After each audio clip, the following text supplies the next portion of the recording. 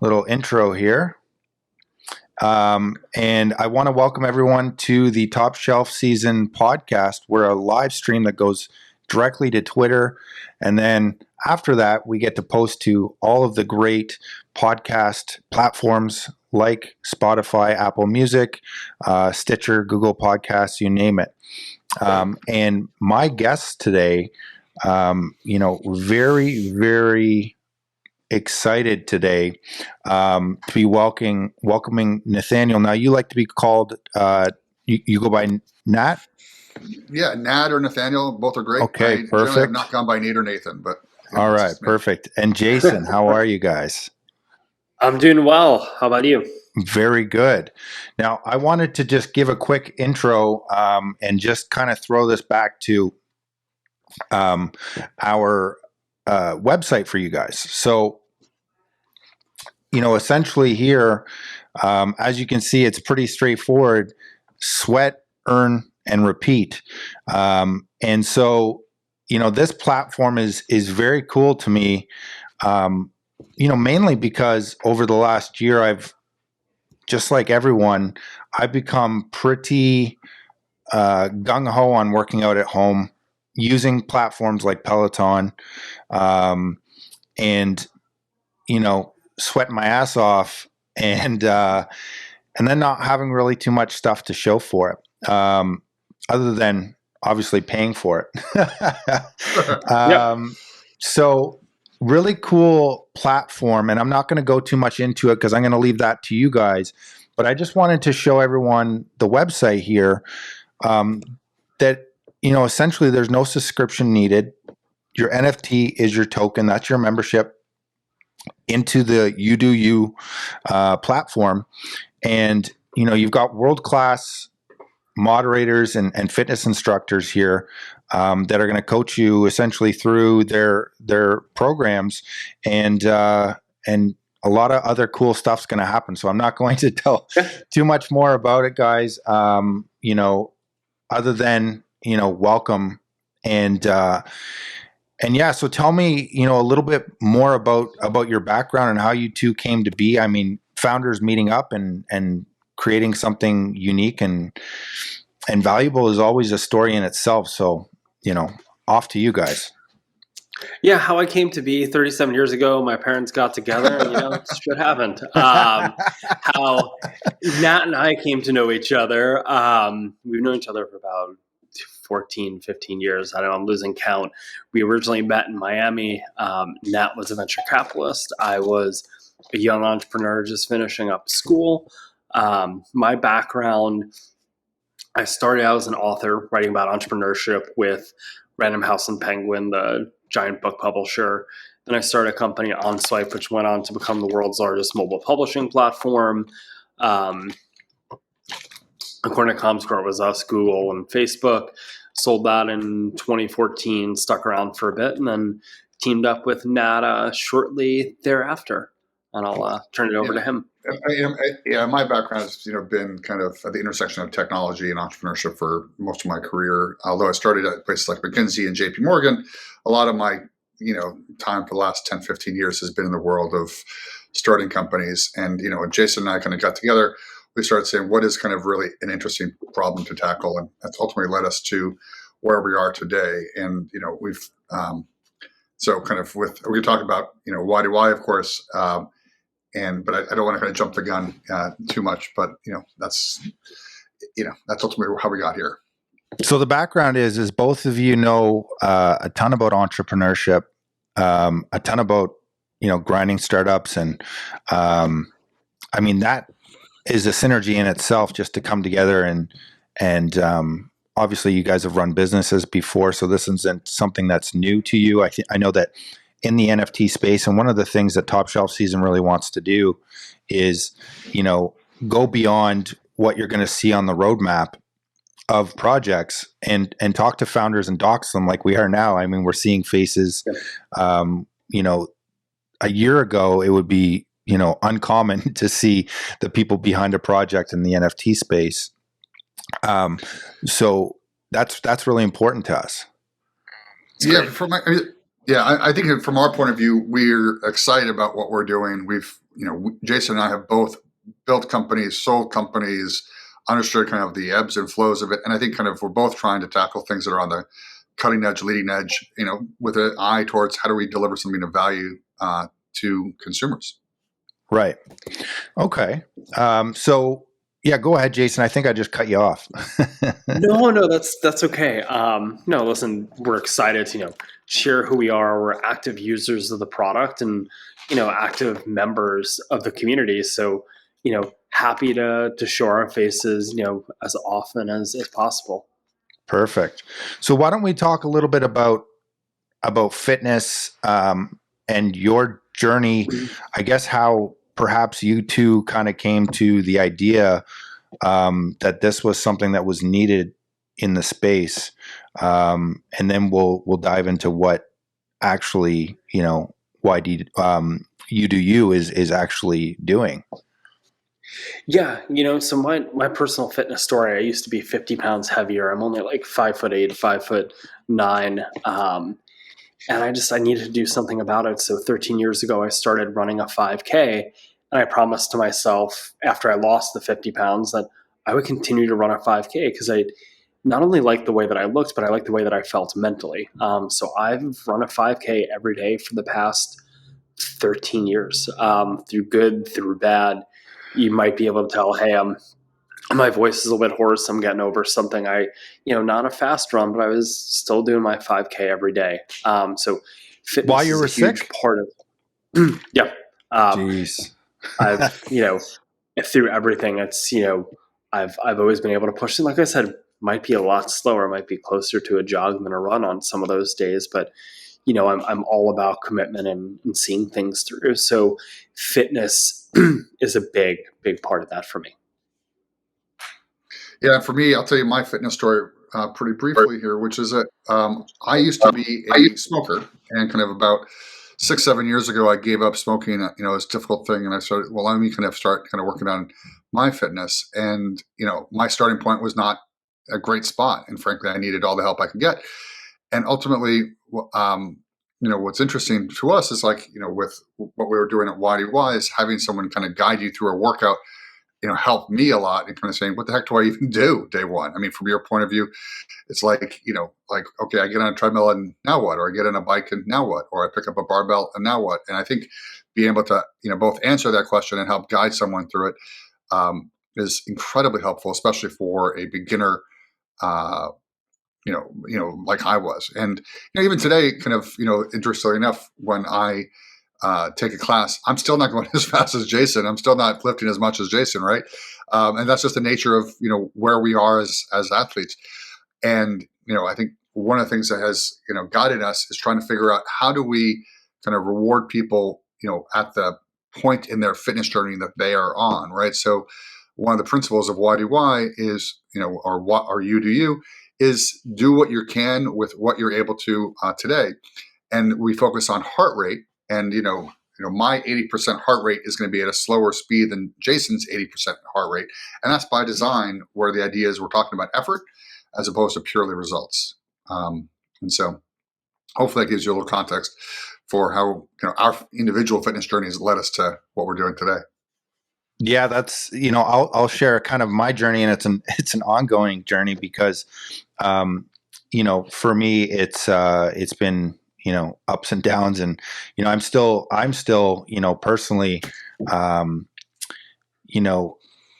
lot bigger than I'd like to be. And, for me, with fitness and entrepreneurship is that, especially if you've got a young family, is, it makes it pretty darn hard sometimes, to go put in that hour of working out, and then be able to run multiple companies at the same time. So I completely get it. Why don't you guys break into how you guys obviously have been leading this organization that has been doing live workout classes or pre-recorded workout classes before you do you is Right. started, right? So you guys have Correct. tested the waters. You guys have created something that people like. Tell me more about that and how that is going to, kind of transform the experience for people. For sure. Yeah, so I think one thing is, YDY is short for you do you. So the brand is YDY and you do you. We occasionally call it that, but it's more, more often than not YDY. And, originally we started the company a few years back as something called Studio, which was your typical subscription service, an alternative to SoulCycle, Peloton, Orange Theory. But with the fact that you could use any piece of equipment, any wearable, you didn't have to buy expensive equipment. Over the past 18, 24 months, Nat and I have spent a lot of time in Web3, crypto, NFTs, all the folks listening to this, the spaces they've been. And, we said, hey, we believe this is the future of where the web is going, where the participants in the network own it, it's tokenized, and the value of the network is directly correlated to the value of that token. So we said, how could we apply this to what we're doing? If we think this is the future of everything, it should be the future of what we've created. So over a year ago, we set out, we're going to rebrand it. We're going to become a Web3 first company. And we're going to make it feel more game-like, because we saw two things existed. One is with Web3, with tokens, you could now have something be gamified and interoperable, where the token you have through YDY, you can exchange to Flow, to USDC, to whatever.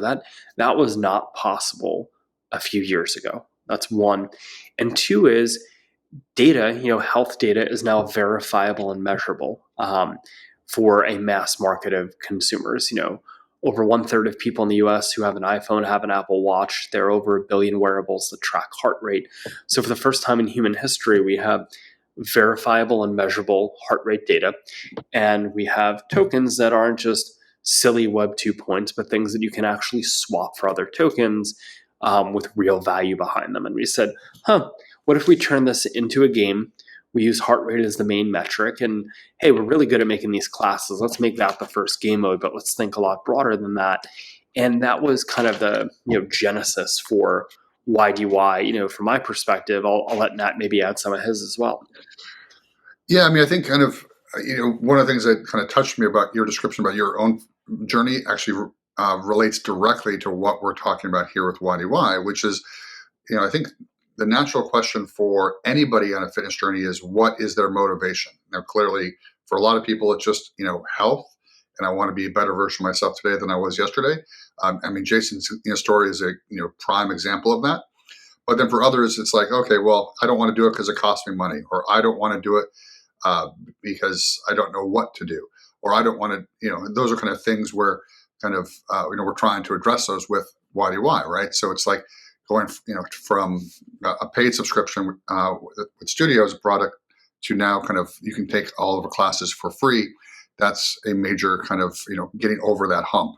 The second part being kind of like, as I was describing earlier for myself, is like, I don't know what to do, but having kind of an instructor kind of say, hey, here's how we're going to do our workout today, whether it be 20, 30, or 40 minutes, like those are, that's also helpful. And of course, the sweat to earn, earning our token kind of in game, for some, that's going to be a motivation as well. And so kind of that's, a third kind of way to kind of encourage people kind of to move along this fitness journey from effectively nothing to hopefully a lot, and kind of, trying to meet folks where they are in that, need for motivation. So, taking a studio that was, already, making money, and, there's a rebrand, and then there's a restart, so kudos to you guys. That takes some cojones, to say, hey, we have all the faith in this technology, especially during a bear market. But bear market aside, I tell everybody this with, anything, is that, NFTs, the technology of them, we're seeing companies like yours, come out of NFTs as a technology, and building on it to create something that's never been done before. And so, bear market or not, I think that the fact that you guys, took something that was a subscription model and said, hey, we want to give this back to the people, and, essentially say, your NFT is that's your piece in our new company. And, the more you work out, the better your NFT is going to do. I don't want to spoil too much because I've listened to some of your previous talks and spaces and stuff like that.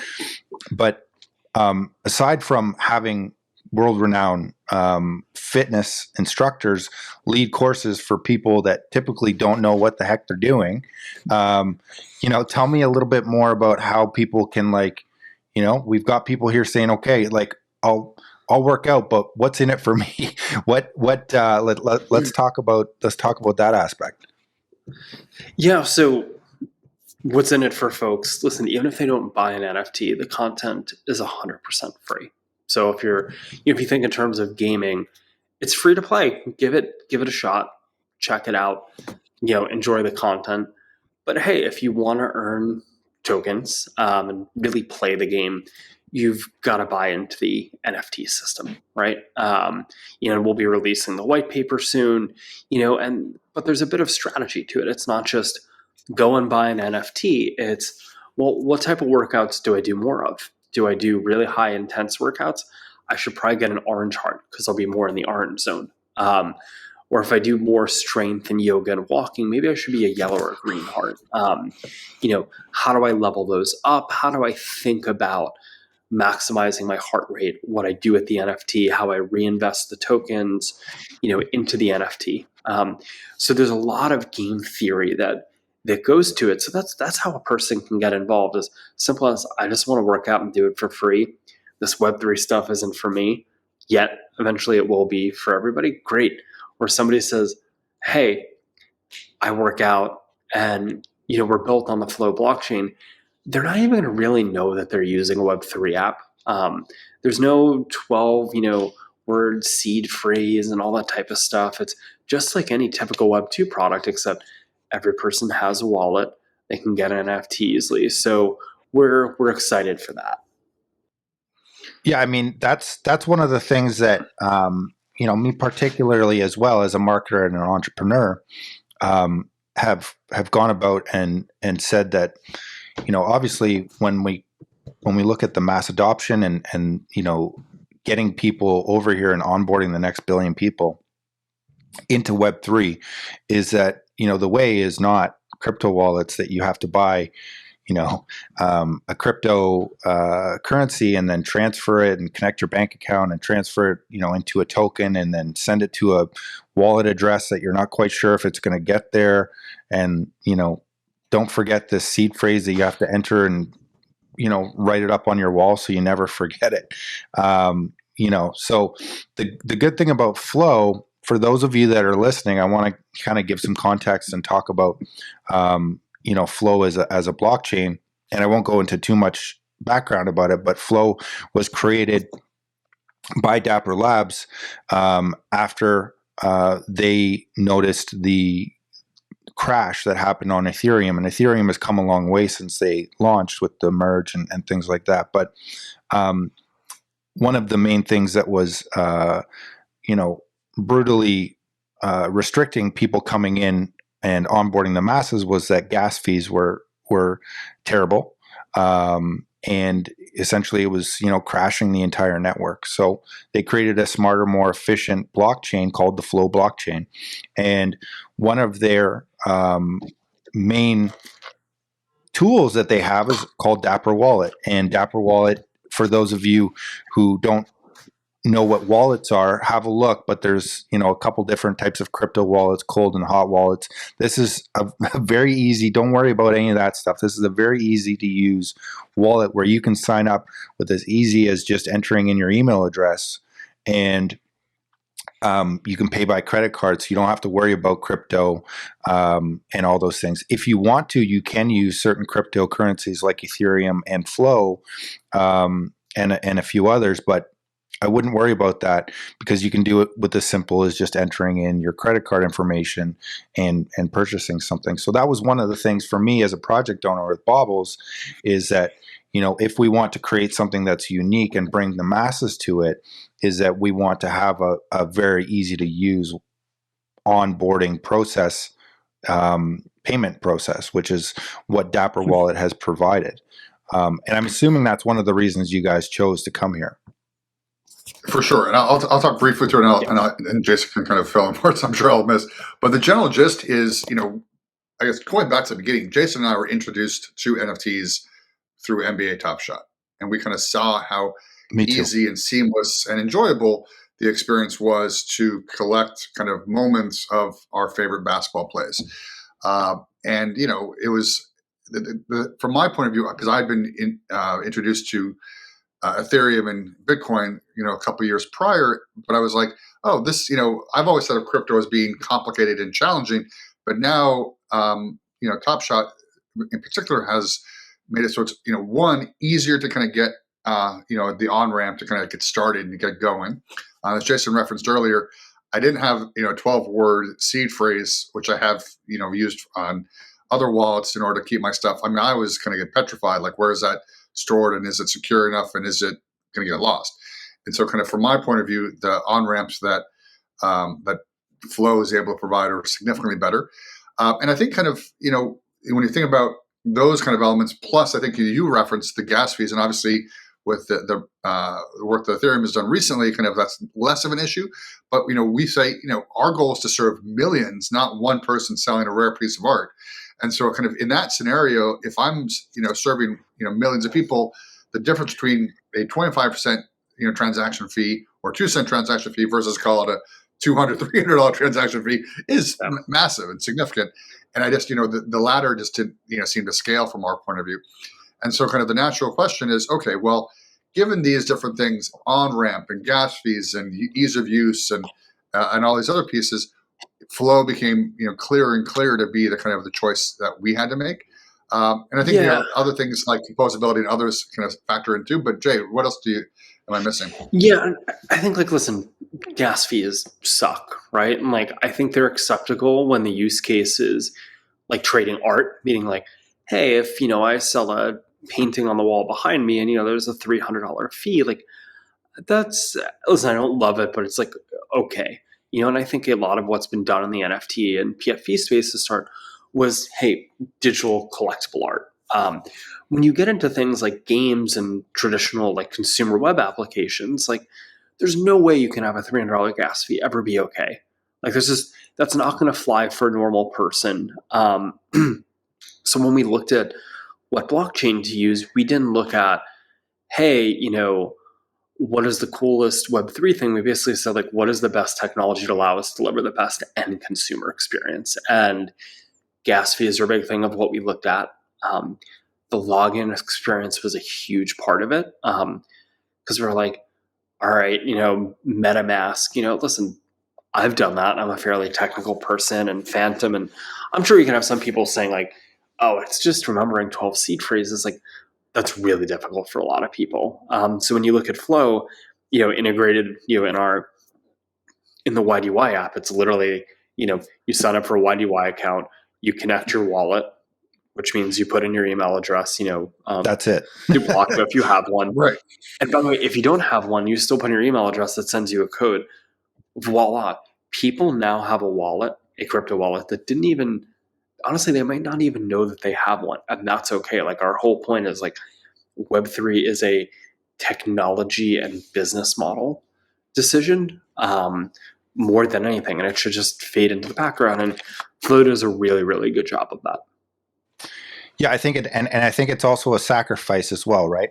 I mean, for us as marketers and things like that, probably not the biggest downside for us saying that Flow is not the most used blockchain, because I don't think that really matters. I think for us as marketers and building the building blocks of right now is that we want to set up the foundation, and I think that's what Dapper did as well when they created this blockchain, is that we want to create the foundation to build and onboard.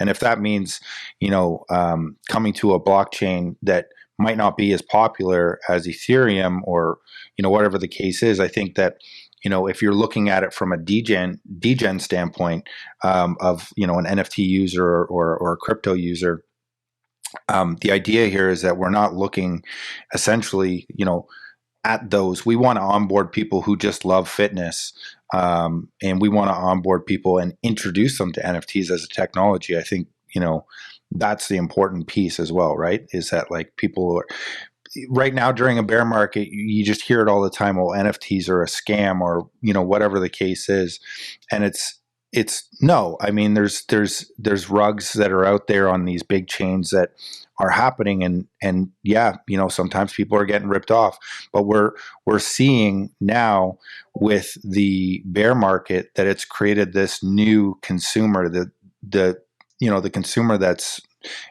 they're awake. They're saying, hey, we know that stuff has happened, and for us to buy into a project, we want to make sure that first and foremost they have a business standpoint and a business plan, and they're going to go somewhere, they're going to create something, and they've created something in the past. Whereas before, people were like, hey, let's buy whatever, not even knowing who the heck is behind it. And now it's completely transformed that. And I think I just want to comment briefly. Go ahead. Jay. Sorry. No, Yeah, so I go was ahead. just going to say, okay. I was just going to say, sorry, Jay. I was just going to say, I think that from our point of view, there absolutely is brand new technology. There are clearly new use cases, and bull or bear market, the premise is how do you deliver value to consumers? And I think kind of to your point about kind of anonymous rug pullers versus docs folks who are trying to build something legitimate. I think from our point of view is like we have 1,000 fitness classes. We're kind of launching this content for free. We're trying to do utility and value first to consumers, and then saying, hey, the NFT kind of enhances that and kind of creates a new business model for a company like us, and new incentives for consumers. And I think that becomes pretty exciting. And I think you're seeing people experiment with membership. You're seeing people experiment with kind of rewards art, platform. obviously kind of there's tons of different kind of collectibles. There's tons of different variations of kind of what can happen with NFT and with crypto.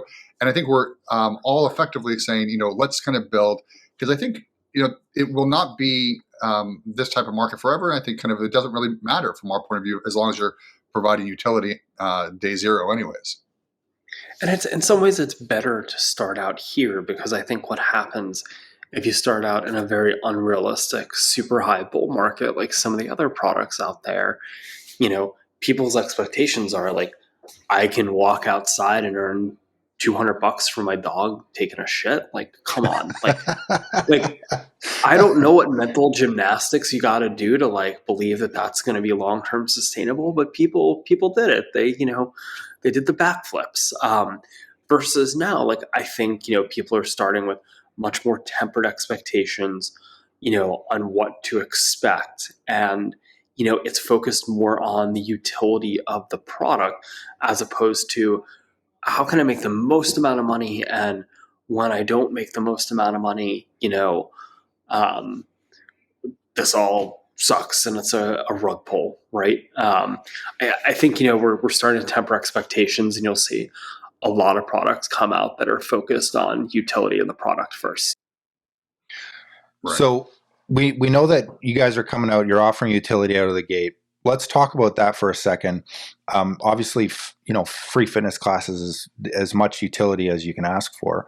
But, for NFT users, normies alike, stuff like that, talking about buying something that is essentially, a token into a more into a premium level, I guess you could call it, right?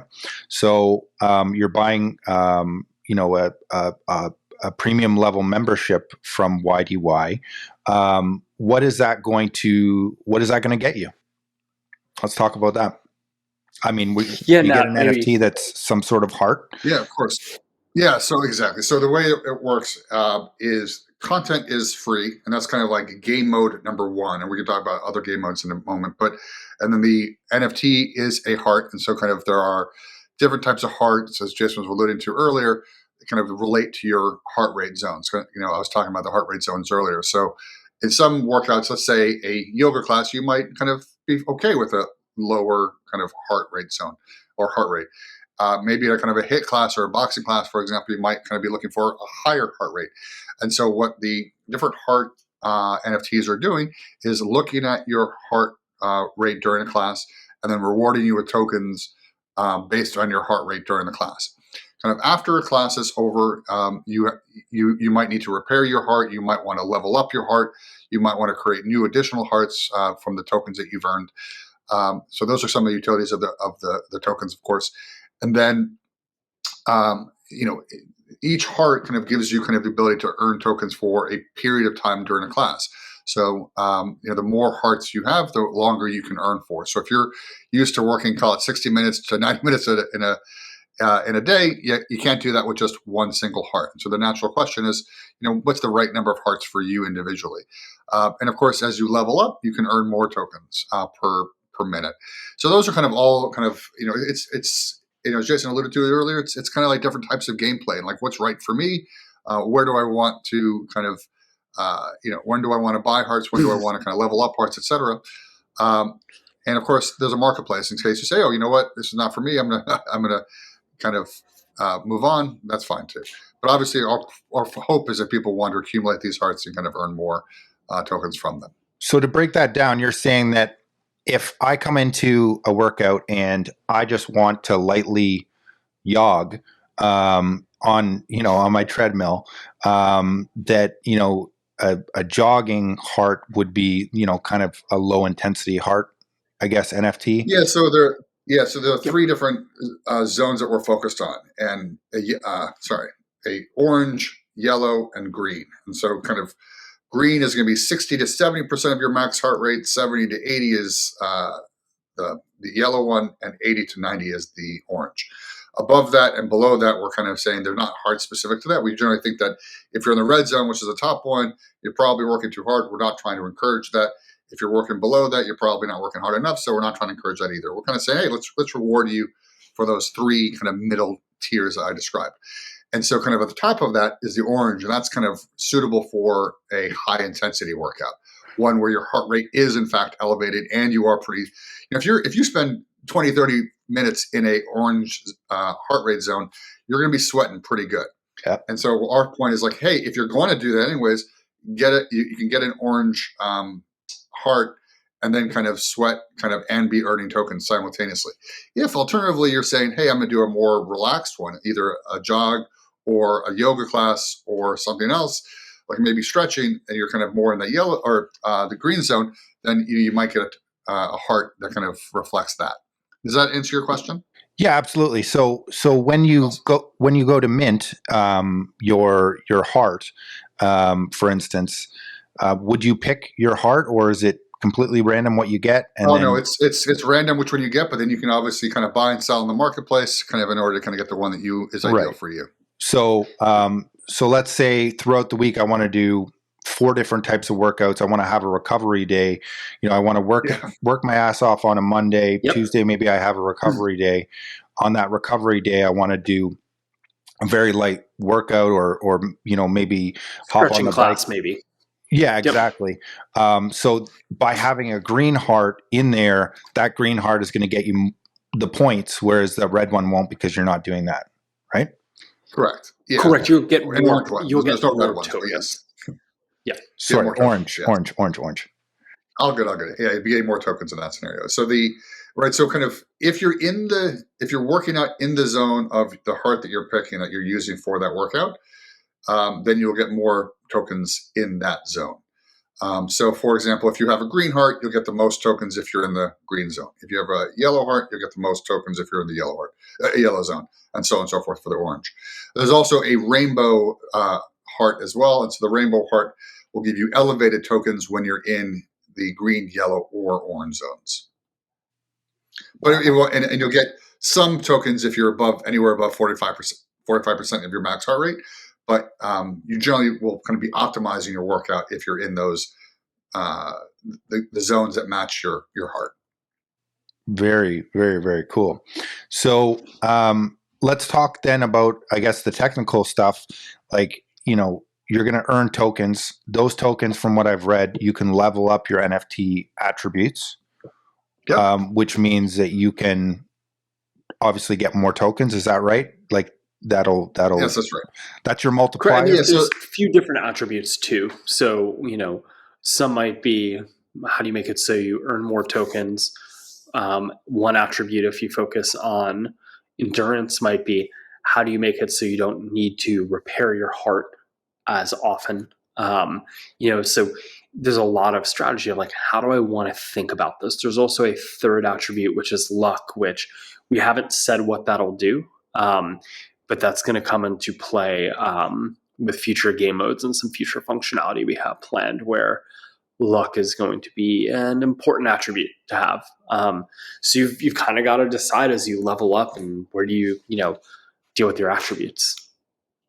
And for those of you that for those that are not interested in that, they can, those tokens, what else can you do with them? Are they just for leveling up, or is this a token that people can like cash out, or what? Yeah, so at some point, go ahead, Jay. Go. Oh yeah, sure. Yeah, so I mean, I think kind of like any cryptocurrency, I think the possibility to swap is there. Like, we're not providing kind of a liquidity pool ourselves or anything like that day zero, but I think kind of that will likely, as see in the market, stay tuned, and who knows what will happen in that area. Yeah, it's the plan is for it to be a token that is swappable, and the great thing about cryptocurrency is anybody can go ahead and create that market. I'm kind of going in the deep weeds of liquidity pools and all that stuff, but the goal, like any Web3 based game, is that hey, if you want to take that token and trade it, swap it, whatever you want, that's yours to do. You own that fungible token. Mm-hmm. I think the important piece is that obviously as you level up your token, you can essentially work your ass off and level up these hearts, and then if you want, you can flip them and and then go back and work up other ones, and put in the work and then flip them later, because those are obviously going to be worth more that have the better attributes, right, on the marketplace. I mean, it's still to be determined, but that's it's a reasonable interpretation. I mean, like from our point of view, it's like the marketplace prices are going to be the marketplace prices. Yeah, they're going to be what they are. Prices. Yeah. But I think kind of your interpretation seems reasonable, which is that like those NFTs that kind of earn more tokens might be viewed as more favorably than the ones that are brand new, right? So fair enough. That's a reasonable. But I think it's the only reason I'm hesitating to comment further is like we haven't launched it, so we don't know the data. Yeah. Yep. It's up to the market to decide. Something else that people could value. Let's say you had two hearts, one with very good attributes and one with great attributes. Somebody might choose the one with very good attributes over, or pay more for it based upon how it looks. It's not just a bland piece of art. We'll be doing the art reveal later this quarter, and they all look different. There's something to them where you might just build them on and be like, this one looks more interesting to me. So in addition to game abilities, it might just be also artistic tastes. Mm-hmm. That's super interesting to me. Just to, just for the technology to be able to constantly refresh metadata to, as people work out that, their NFT is going to be constantly changing, which is super cool as well. Okay. So you said that, the artwork is not being released. Let's talk about timeframes. Let's talk any public knowledge or any alpha you guys feel comfortable sharing. Tell me about what's the game plan. We're talking, we've got some beta going on into the fourth quarter, I'm aware of. Let's talk about that and how, when we're looking to launch and is there a price? Has that been revealed yet? I'm assuming that's probably going to be revealed with art, but go ahead. Yeah. So, a few things, there's a few milestones we'll be sharing. So white paper, art reveal, entering private beta. There'll be some really cool creative collateral to go with all those different things. Private beta is 100% on track for, this quarter. When it goes from private to widespread public beta, we just want to make sure all the contracts are good and, the bugs are not there. So maybe that happens super fast, or hey, maybe that needs a few more weeks than we need, but we're really, really adamant about making sure we get it right before it goes to widespread usage. If you're a member of our Discord, that is going to be the easiest way to get into the private beta. Price that will be revealed closer to the public mint. Our goal is for this to be something that is affordable for everybody out there. We're not looking to, make it a crazy price for the initial Genesis mint, and even afterwards on the secondary marketplace.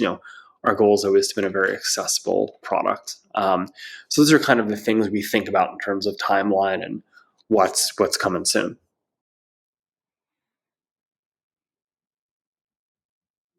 Nat, I don't know if you want to add anything. I'm done. Nope. I think you might be muted though. There we go. Yeah. So I was just going to say, so the beta is starting, and the best way to find out about that is hop into Discord, get involved with the community. Yes. And the public launch, I'm guessing we're going to work through that, but we're aiming for, early 2023.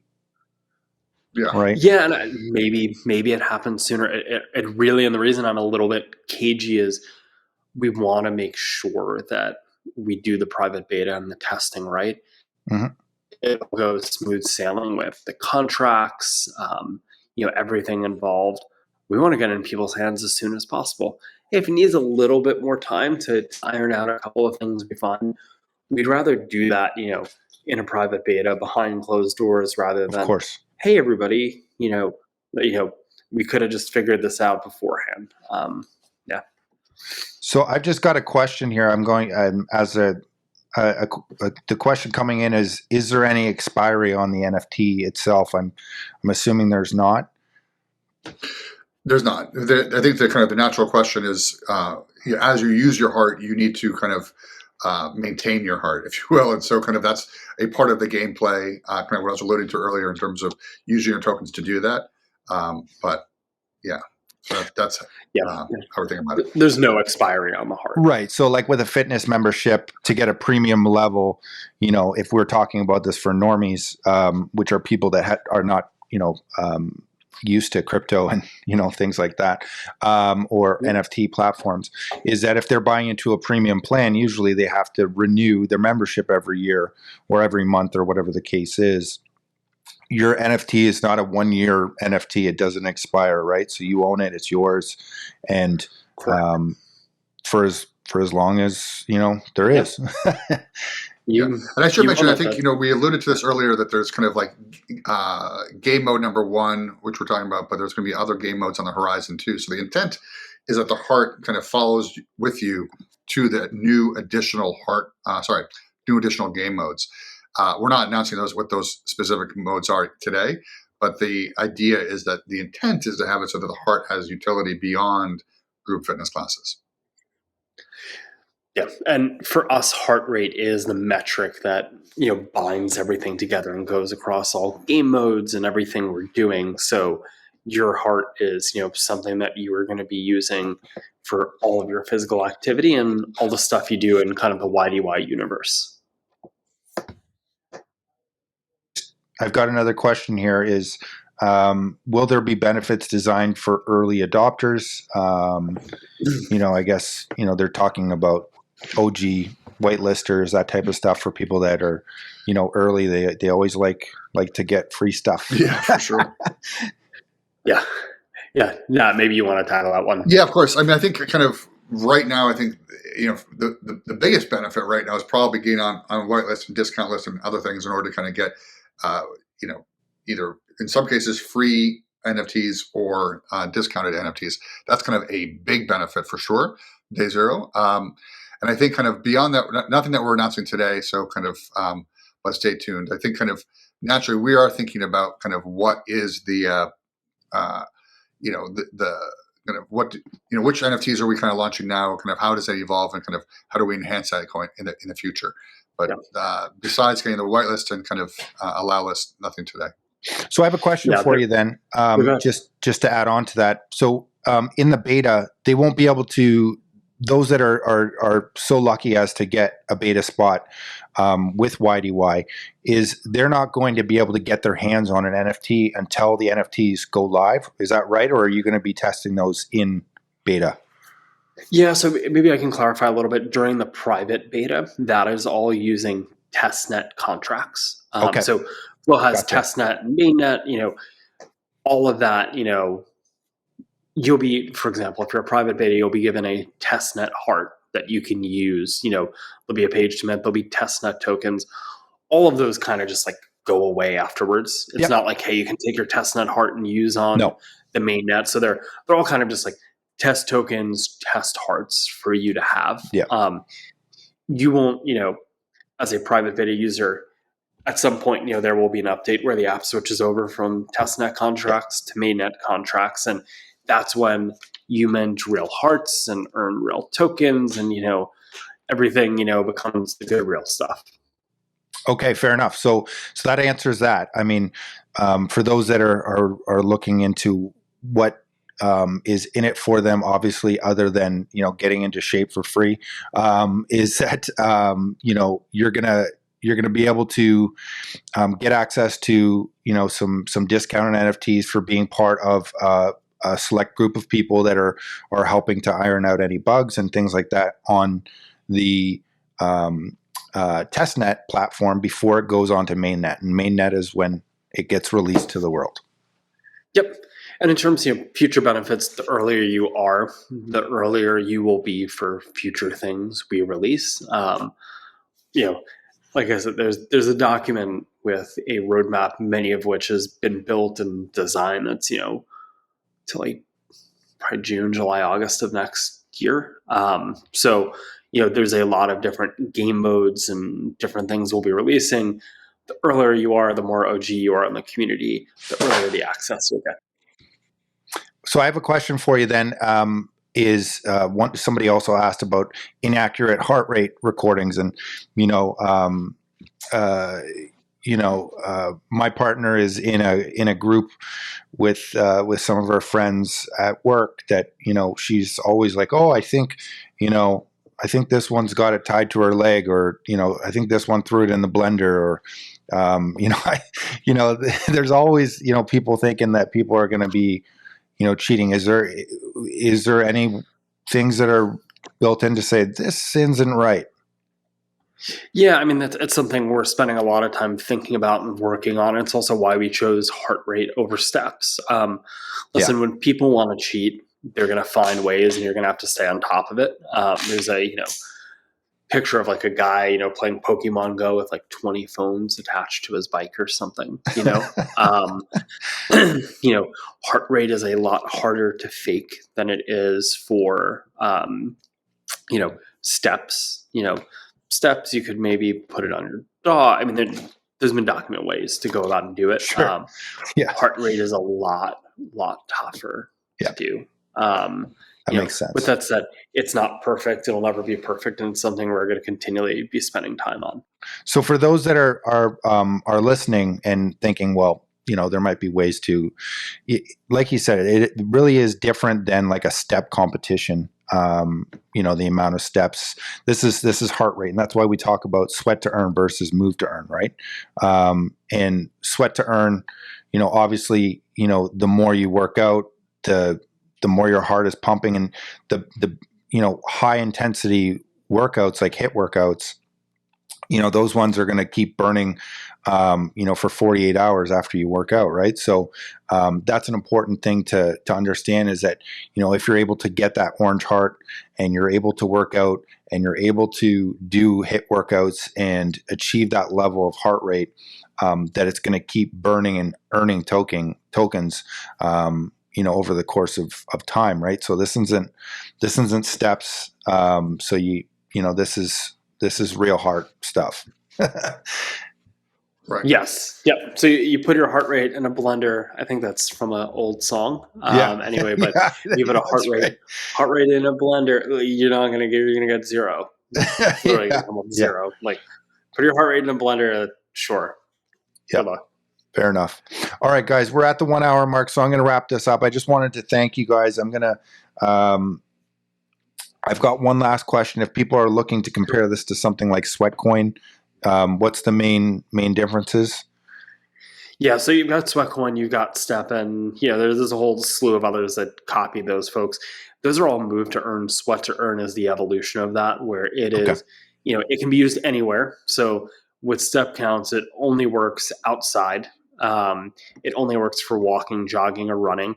With Sweat to Earn, you can use it for strength. You can use it for running indoors. You can use it for running outdoors. You can use it for cycling. You can use it for yoga. I mean, any type of activity that you do, heart rate is across it. So it works with anything, anywhere, at any time. I think that's one. And two is, we're providing a lot more utility. A simple step tracker, people were doing that in 2008, versus what we're providing just with our first game mode. Legitimately, go to Peloton, go to iFit. It's $39 a month, $44 a month.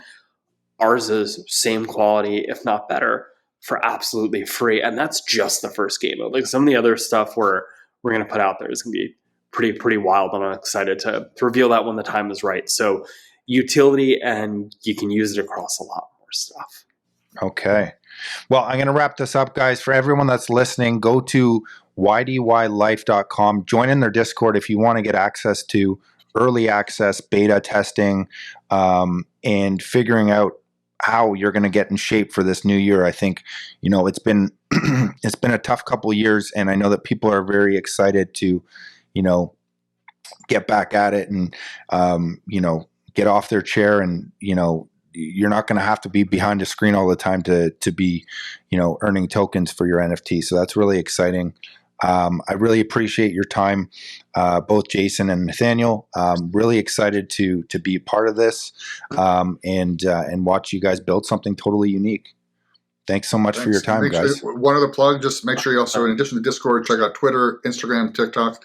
All have tons of great content, and so make sure we follow us on all those social platforms. Great. Okay. Thanks so much, guys. Thanks. Appreciate the time. Have a great day, and we'll talk to you soon.